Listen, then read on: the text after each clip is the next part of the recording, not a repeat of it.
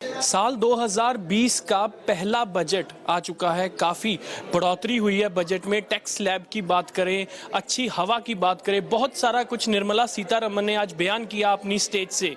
लेकिन इस बजट को एक्सपर्ट्स कैसे देखते हैं, किस तरह से किस वर्ग की ज़्यादा ग्रोथ होगी देश में, उसके लिए बातचीत के लिए हमारे साथ मौजूद हैं विक्रम हंस। हंस साहब, किस तरह आप देखते हैं इस बजट को? कौन से आपको मेन पॉइंट्स लगते हैं इस बजट में जो सबसे इम्पॉर्टेंट है? मैं इसको थोड़ा एम्बिशियस बजट देखता हूँ, क्योंकि जब prime minister in the new term जब वो आए थे तो उन्होंने 5 ट्रिलियन इकोनॉमी की बात की थी। इस बजट में the finance minister she has said specifically about the GDP growth of 10%। These are very very ambitious figures. So some people in the market may have a skeptical view कि how can this ever be achieved when we have some other figures coming into the market saying कि हमारी growth तो शायद 5% ही है, 6% है, कुछ इस range में है, तो ये हम सब कुछ कैसे अचीव करेंगे? इस बजट में जो मुझे दिखाई दिया, एक तो इस एम्बिशन को अचीव करने के लिए एक फ्रेमवर्क सेटअप कर रहे हैं। वो फ्रेमवर्क है कि ऑल इंक्लूसिव ग्रोथ की बात हो रही है। आप अगर ध्यान से देखेंगे तो इस बजट की अनाउंसमेंट का जो फॉर्मेट था वो बहुत डिफरेंट था। तो उन्होंने इकॉनमी के बहुत सारे सेगमेंट्स को टच करने की कोशिश की है। किसी को कम एलोकेशन हुई है, लेकिन किसी सेगमेंट में ज़्यादा एलोकेशन भी हुई है। तो ये फ्रेमवर्क एक बारी सेट करके अगले 4 साल में इनकी कोशिश ये है कि ये एम्बिशियस टारगेट को 5 ट्रिलियन की इकॉनमी को अचीव किया जाए। तो वो मुझे लग रहा है कि एक स्टेप है उस डायरेक्शन में। मतलब जिस तरह से ये बजट आया है, जिस तरह से टैक्स स्लैब आई है, बैंक की डिपॉजिट की सिक्योरिटी है वो भी बढ़ा दी गई है, और स्वच्छ हवा के लिए, तो आपको लगता है ये सारी चीज़, इसमें एक चीज़ ज़रूर छूटी है जो नज़र आ रही है, इंडस्ट्री कहीं ना कहीं जो फाइनेंस मिनिस्टर हैं, इंडस्ट्री के लिए कुछ नई अनाउंसमेंट, कुछ भी ऐसा नज़र नहीं आया इस बजट में। आपको लगता है कि इंडस्ट्री के लिए भी कुछ ना कुछ होना चाहिए था? जब से हम लोग जीएसटी रजीम में आए हैं, जब से कंट्री ने, since that time when we adopted GST, you can assume, you can take it for granted, and it is my firm belief that subsidies have all got cremated. That means we should not think and expect subsidies from the government anymore. That's a very strong way of putting it across, but that's a fact of life. So industry will have to find out ways and means of making its own survival fitter. The banking sector today has opened up all avenues and doors like never before. Now it's a question of approaching and drawing money to support your business. Whether it is an unconducive environment or an unconducive market, that I think every industrialist or businessman will have to find for himself. Now, if my business model is not working today, I have to change my business model. If my product is not selling today in the right numbers, then I'll have to look at the product and do something about it. But as far as the environment is concerned, there's nothing wrong with it. Startups की ज़रूर बात की है निर्मला सीतारमण ने, लेकिन जो existing industry है, auto industry कह लीजिए और हाउसरी कह लीजिए, इसके बारे में कुछ ज़्यादा अनाउंसमेंट नहीं नज़र आई। हालांकि बाकी वर्ग के लिए काफ़ी अनाउंसमेंट की है उन्हें। महिलाओं के लिए बजट रखा है 28,600 करोड़ का, और बैंक्स के लिए भी, टैक्स स्लैब के लिए भी। लेकिन इंडस्ट्री की बात करें, क्योंकि इंडस्ट्री एक बहुत इंपॉर्टेंट सेक्टर है, जो एग्जिस्टिंग इंडस्ट्री है वो बहुत इंपॉर्टेंट सेक्टर है। अगर भारत 5 ट्रिलियन का टारगेट टच करना चाहता है तो इंडस्ट्री को भी इग्नोर नहीं कर सकता वो। I agree with you, because you have mentioned about automobile sector. To my mind, automobile sector is not only about making cars, because there's so many other material inflows into this sector. There is so much employment that is dependent on it, right from the input side on to the servicing and the selling side and everything. So now it is probably the finance minister has concluded that what has happened in the automobile sector is a cyclic effect. That, to my mind, that is the impression I have, and the country will tide over it. It will revive again. We are seeing some green shoots happening in the two-wheeler segment. Things have started improving. So probably the finance minister has concluded that. That is the way I feel about it. But I agree with you that automobile sector is a very large sector. It cannot be ignored because there's so many other things dependent on it. हम सब अगली बात करेंगे tax slab की। 5 से 10 लाख का जो tax है वो 10% रखा गया है और 10 से जो है ऊपर का टैक्स है वो 15% किया गया है। सो इस टैक्स स्लैब को आप किस तरह देखते हैं, क्योंकि जो मेजॉरिटी है वो मिडिल क्लास है भारत में और टैक्स पेयर्स जो है वो मेजॉरिटी मिडिल क्लास वर्ग का जो आदमी है, क्या उसको इससे फ़ायदा पहुंचेगा? Yeah, you see, if I am able to this is a very innovative scheme they've come out with, that you isolate this scheme and the conventional scheme where you take advantage of your 80cc savings and you get into a tax slab after that.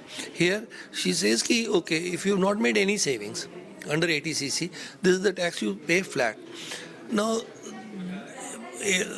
this is good in a way that the taxpayer has actually more cash in his hand.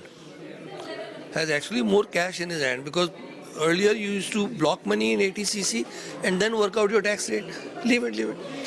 Now that entire money is up to you available to you after paying the tax. So if my spending power goes up, it has a positive effect on the inflation. The inflation will come down, will stay under control at least. And I also see that when the consumer banks, the retail banking segment starts seeing that the middle class has a higher spending power, they would also target for softer loans for consumer items. So it will have a cyclic effect. आम लोगों के लिए ये budget जैसे है देखा जाए तो काफ़ी इम्पोर्टेंट रखा गया। जीएसटी की बात करी निर्मला सीतारमन ने, वो कहते हैं कि जीएसटी के आने के बाद 4% जो है वो घर के जो खर्चे हैं उनमें कमी हुई है। और जो एलआईसी की बात करें वो भी गवर्नमेंट का जो शेयर है वो भी गवर्नमेंट बढ़ा रही है एलआईसी पे। तो आम लोगों के साथ ये बजट ज़्यादा जुड़ता हुआ नज़र आ रहा है, इसको आप किस तरह से देखते हैं? Of course it is, because GST has been around now, and the positive effects on a household have started coming in. Right in the beginning, it was getting a bit difficult for manufacturers also to adjust their input and output credits, but now they have started working around it and found ways of reducing the price of the end commodity available across the counter. So that effect will increase. If it is 4% today, the reduction compared to 2 years back would actually that reduction percentage would come down to as low as 10%. That effect would be there. So I'm positive about the GST factor. Your second question was, the second part of the question was about LIC. Well, that's a strategic move. Because LIC is a cash cow for the government, very high dividend paying PSU, and it's a wise move from the government side. But the government also should take steps of getting rid of assets which are not giving any return, not performing assets that the government has, the NPAs that the government has in its own PSUs. They have to, Air India is a classic example. The government is showing some signs of coming out with a plan, but they'll have to take concrete steps and start doing some shuffling around. But the LIC step is a positive step, is a strategic step. There's nothing wrong about it. I look at that. एक और बात, आज budget में अच्छी हवा के लिए एक फंड एलोकेट किया गया, उसके लिए सेपरेट बजट रखा गया है कि देश में जो हवा खराब हो रही है उसको भी प्योर किया जाएगा। किसी समय ये बहुत बड़ा मुद्दा बन चुका था, आए साल बनता है क्योंकि स्टबल बर्निंग का इशू रहता है और दिल्ली का दम घुटता है उससे, और उसके लिए नॉर्थ जोन को सबसे ज़्यादा ब्लेम किया जाता है। तो क्या अच्छी हवा, अगर सेपरेट बजट जो है एलोकेट कर दिया गया है तो उससे क्या अच्छी हवा मिल पाएगी? क्या ये पॉसिबल है? Yeah, because we have to go back and look at our commitment at COPS 2015 में जो हमने कमिटमेंट की थी, उसमें दो तरह के लेवल्स पे कमिटमेंट थी। एक तो था कि हम जो कार्बन मोनोऑक्साइड लेवल्स थे, कार्बन डाइऑक्साइड लेवल्स थे, इनको हम रिड्यूस करेंगे। वो हम कर रहे हैं by virtue of introducing solar power and reducing our investments in thermal power plants, and therefore the effect of pollution is coming down. The second level was on the urban pollution. On the urban pollution, earlier it was becoming a state subject, so it was a fragmented approach. So now the government has tried to integrate it by allocating a fund and saying that, okay, we would also, you can use this fund for bringing in new technology. That fund could be utilized by the PSUs, that fund could be utilized by the municipal corporations or whatever. I mean, there are many ways of reducing urban pollution, but the urban infrastructure is monitored mainly by municipal corporations who are always short on money. So this could help. This input could help. Mohan साहब, मेरा आखिरी सवाल, इसके पूरे budget को आप किस तरह से देखते हैं कि आपको क्या लगता है कि इस बजट से सबसे ज़्यादा फ़ायदा किसको होगा? देश की डेवलपमेंट में ये बजट कितना बड़ा काम करे? एक फ्रेमवर्क सेटअप हुआ है, एक स्टेप लिया गया है towards achieving N ambitious target. तो मेरे हिसाब से शायद इमीडिएट फ़ायदा अगर आप देखो तो एक सैलरीड क्लास टैक्स पेयर को इमीडिएट फ़ायदा हुआ है, नंबर वन. नंबर टू, छोटे businessman, small micro medium enterprises, उनको फ़ायदा हुआ है बिकॉज बैंकिंग इंफ्रास्ट्रक्चर में फंड्स इन्फ्यूज़ किए गए हैं. अगर आप ये देखो कि एक इंडस्ट्री स्पेसिफिक कोई वो मिला हो, एडवांटेज मिला हो, no, that is not there. But अगर आप कंट्री के इकोनॉमिक्स में वो स्प्रेड देखो, then it is very widespread. So it's a framework for achieving a 5 trillion economy and a 10% GDP. So it's a framework. And I'm very happy that the deficit has been kept under control. Thank you हंस साहब, बहुत बहुत धन्यवाद. सो ये थे हमारे साथ विक्रम हंस, जिनके मुताबिक ये एक फ्रेमवर्क है 5 ट्रिलियन की जो इकोनॉमी का टारगेट है उसकी तरफ बढ़ने के लिए. सो देखते हैं मोदी सरकार का ये बजट, साल 2020 का पहला बजट है, लोगों के लिए कितना फ़ायदेमंद रहता है.